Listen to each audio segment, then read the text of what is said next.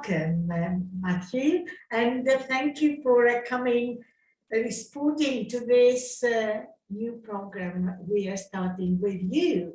So it will be the first authors talk. And as I say, authors are so good guys to have a coffee and chat and many more things, reflecting and thinking and progressing. So thank you for being with us tonight. Thank you, Olga. And, I certainly think of my book as a collaboration between us, because you put so much into producing it. So it's nice to be following up like this. Right. Actually, the book was published in 2020. So it's almost 2 years now since September 2020. And I still like the book. I still like the energy of the book. It's wonderful. And I've learned so much working with you. Matthew, there are so many things that we could bring our attention in terms of the content. But I would like to focus on these 3 terms which you present and which are used, are heard so often in our everyday language. And sometimes I'm not sure whether we do understand what we are talking about. I'm speaking about ego, soul, spirit. So how about starting with that? Well, yeah, thank you. That's certainly a very good place to begin, because it frames everything else. And as you say, these are terms which are used quite commonly, and I wrestled with this for a while, because I thought, do I want to try to bring new terms, kind of, try to make it more scientific, or do I want to go with these terms, which already have many pre-existing connections for people? It may be they have particular ideas about that. But I did use these words because they're words that I find people have an embodied experience of, a felt. But I wanted to, as I said earlier, to use these terms because people have an experience that they may be able to relate to that. But I'm using it in a subjective way. Mm-hmm. So, for example, we may have a sense of spirit. Mm-hmm. And the way I'm using it here is with a connection of something which is much bigger than us, which is interconnected with everything else. Mm-hmm. And for some people in one tradition that might be God, in another it might be Buddha nature, in another it may be just nature or the divine or the sacred or source. So we will have different frameworks for this. We will have different traditional frameworks, but I think many of us have a sense of that, whatever the framework is. So I wanted to free these very important terms from a specific theological, let's say more narrow perspectives, to reclaim them, that it doesn't matter who we are, we will have some relationship with that. And we also talk about, someone having spirit or being spirited, which which relates to kind of life force.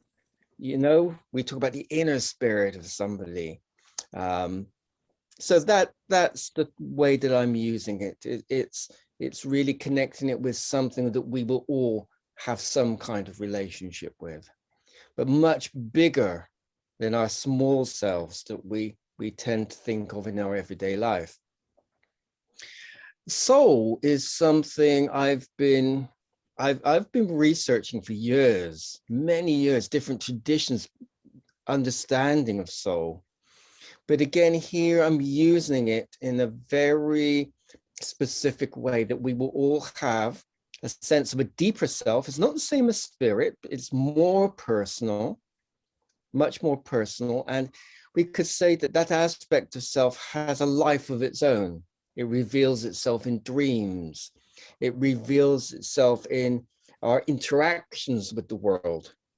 So certain things we could say call our soul. But I'm trying to use soul without making it a something. So I don't talk about the soul, I talk about soul. It's a quality, a deeper quality, a deeper emotional self. And again, Olga, I think we'll have some relationship with that. We talk about places being soulless. We talk about soulful music, or we say somebody's very soulful in the way that they are with us. So again, because of specific theological, religious, dogmatic views. So I'm trying again to free that up and bring it back to our subjective embodied experience.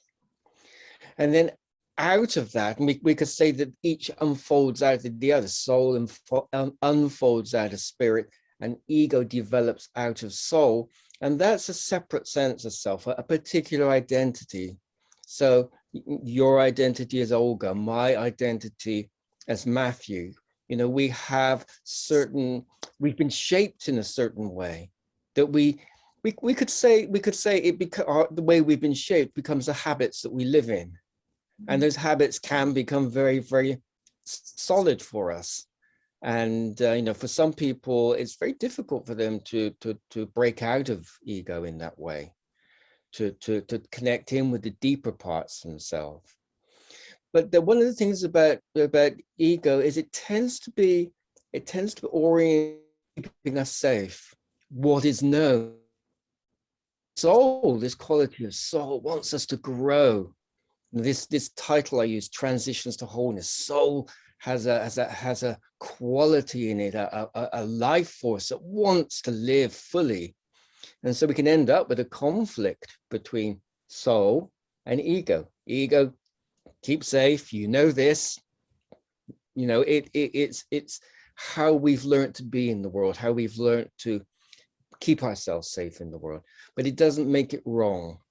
So, I'm not anti-ego by any means. And in fact, I know in my own life, a lot of my early life was really oriented towards developing a strong, coherent ego, because my ego is quite fragmented, quite weak, we could say in some ways. So I really had to build up a stronger ego, so then I could dive down into soul and let soul work through me. So that's a kind of overview, a brief overview. Actually, you have a very beautiful picture or metaphor to speak about these different levels of the same. This steam, air, steam, or water, or solid for spirit and soul and ego. Would you like to say a little bit more about this thing, well, this connection of the three into one, different but the same?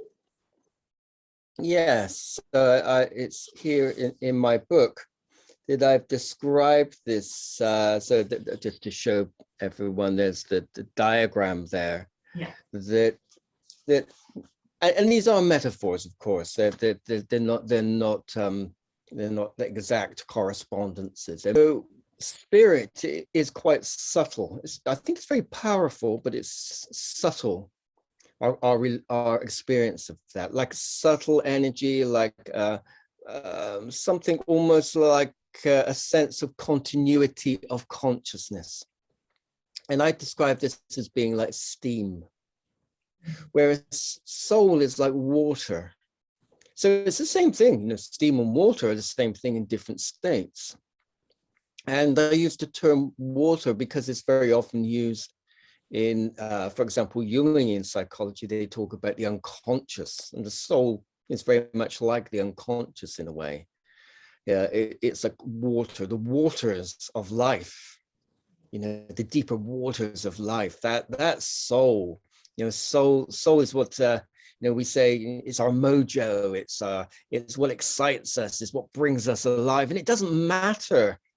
It doesn't matter what form that takes, in a sense, but it will be that which makes us feel really alive. So water, it flows, it wants to move.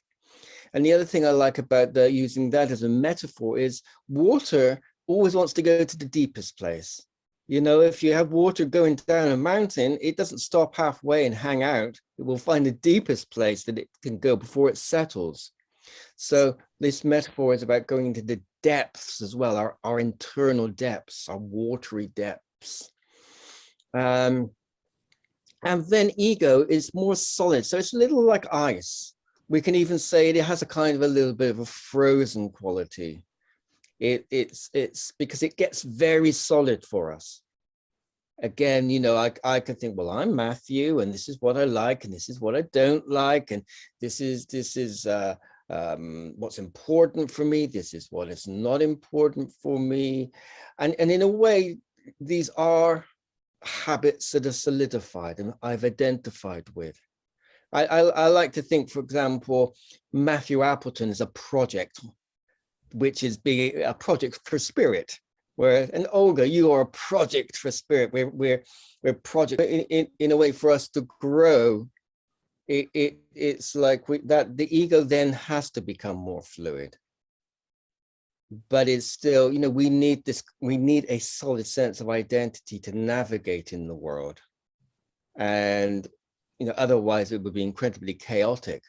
So it gives us enough form to work in, but it can get so solid that we can lose that connection with soul. And I think that's, for me, why this is so important, because it's something which we need a renaissance in our culture of a spirituality which grounds us in nature. And you know, one of the things I know you know that I'm passionate about is that, you know, if we are going to change our relationship with the natural world, we have to look at our own inner nature. And this, of course, is where, when we go back to the very beginnings of life, when we go back to the prenatal world, when we go back to birth and babies and that very early life, we're getting very close to our roots there. We could say I say this in the book, all of our indigenous roots are in the womb. You know, whether you're Greek, whether you're English, whether you're Indian, African, we've all got indigenous roots in the womb. And so this new spirituality that I'm interested in is really one which is rooted in human nature, and human nature being rooted in the interconnection with the rest of the natural world. And certainly the place that it's at its most clear, we could say, is in early life. Right. So actually, what we would rather understand is that we bring this three into cooperation, into working in harmony, and not move out of conflicts, that ego is the bad guy and soul and spirit is the good guy. But yeah, you know, sometimes we hear all this, and it may be unfair. Yeah, so absolutely, and so for us to have a healthy, flexible but strong ego is very, very important. And you know, very often when we see the kind of very rigid egos, they're actually quite weak, which is why they have to be so rigid. It's like they have to hold on and be tight. But no, absolutely, ego is like a vehicle. We want to keep that vehicle in good condition. But It's a little like a car. I think of the ego being like a car, and that's where we can get a little trapped. Right.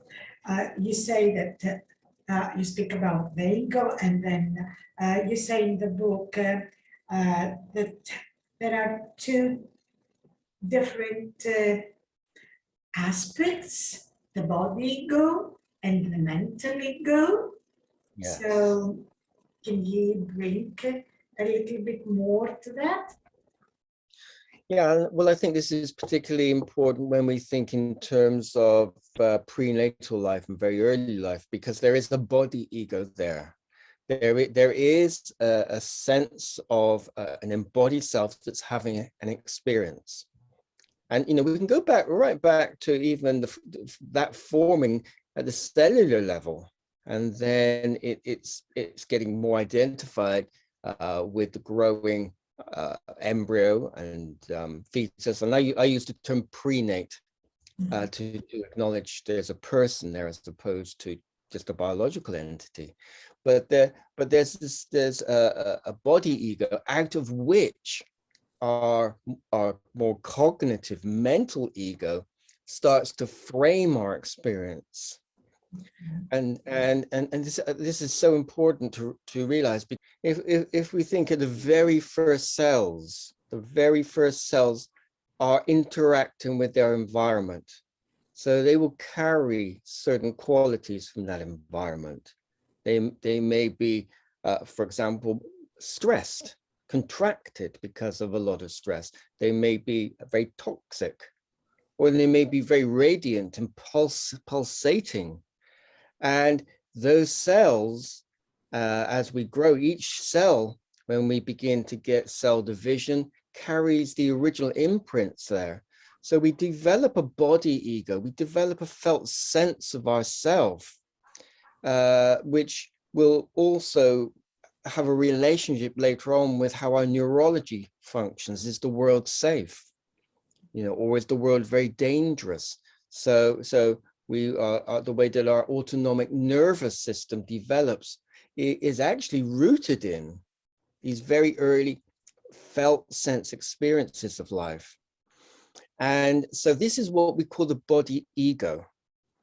And the body ego, of course, you know, that becomes part of who I am, and I will develop ideas about it. For examples of I'm wrong, I'm bad, I'm unworthy, I'm unlovable. These are ideas in embodied experience. The embodied experience is there. If I'm in a womb where I have to contract because I don't feel safe, it's like I can't tell myself it's the environment that's wrong. I have the experience of I'm wrong. So and this is why I think it's so important to talk about the body ego, because it's pre-verbal, and so much of our culture dismisses life that's pre-verbal. And yet these are the foundations of all of our thoughts and feelings about ourselves, the way that we look at ourselves. So then the belief I am a bad person, I am wrong, I am unworthy, that's the mental ego, which is coming out of the body ego. How does this serve the maturation, evolution of the subtler parts of us? Can you say more? I'm not quite sure if I understand the question. If there is a unity among the body ego or mental ego, and then this interacts or connects with the soul and the spirit, what is, I wonder, what is the entelechy of one of us, each one of us, experiencing what experiences for the evolution of the individual? Why is it important to go through these paths? Well, I think we can look at the wider culture, for example, and say that as a culture, we're going through a particular stage. We're going through a particular stage, which is a very materialistic stage. So we are embodying or incarnating into a very materialistic world that doesn't really welcome us. And so we have to work with that. We have to acknowledge that. We have to bring that into consciousness. I wasn't welcomed into the world. And I don't just mean at birth. I mean at conception. I mean preparing for conception. And many indigenous people really understood this. And one of the things I refer to in the book is that the Dalai Lama, when he first came over to the West and he met Western psychologists, he didn't have, in the Tibetan culture, he didn't have an understanding of this sense of inherent wrongness that we have. So we have to work with these consciousness to reconnect in a way that we can then begin to we can begin to feel the deeper aspects of our humanity. We can begin to actually connect in with our soulful aspects. We can begin to reconnect with spirit, not in a regressive way, but in a developmental way. And at the neurological level, we know that that the prefrontal cortex in particular is the highest evolutionary aspect of our neurology, the most recent development, and that is a development towards cooperation, towards empathy and connection. And so really, and I know you know this, but we just have to look around at the world and say, well, hang on, if this is our highest evolutionary potential, and this isn't some abstract belief I'm talking about, this is something that neurologists can clearly see.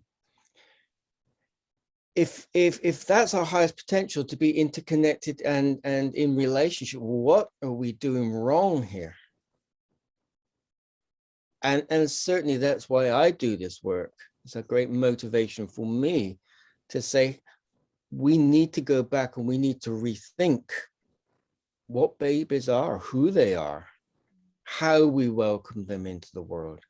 And as individuals, for people like you and me, we've had to work with these very early themes ourselves. We've had to become conscious of how they're functioning in us. And so there's a great opportunity here to work with all of these different levels in a very coherent way, which potentially can enable us to embody our humanity in a more highly evolved way than we are at the present moment.